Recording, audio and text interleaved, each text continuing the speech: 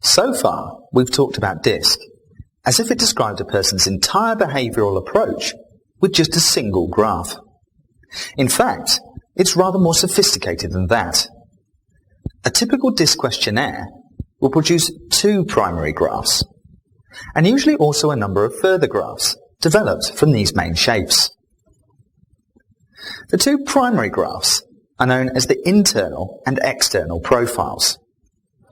They reflect the fact that the way in which a person naturally wants to behave will not always be the way in which they actually behave.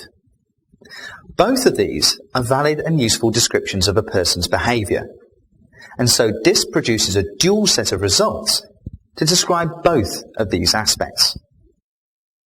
In the internal profile, we see the more natural level of a person's behavioural style.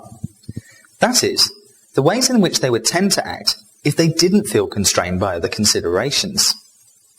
The behaviour described here often emerges when a person feels no need to adapt to their surroundings, or conversely, where they are unable to do so. For instance, when they're put under severe pressure, it's not unusual to see people revert to type.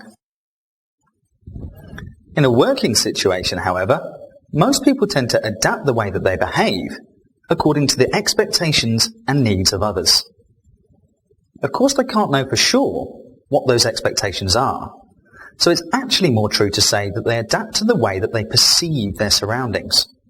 It's these perceptions that are reflected in the second graph, the external profile. And so it shows us the types of behaviour most likely to emerge in a typical working situation.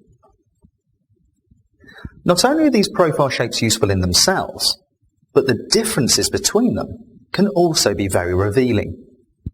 Being able to understand a person's perceptions of their working environment and the ways that they are adapting to meet those perceptions can be vitally useful information in a practical sense. One way to highlight the adaptations is through a shift pattern, a specialised graph that charts the changes between the internal and external profile shapes.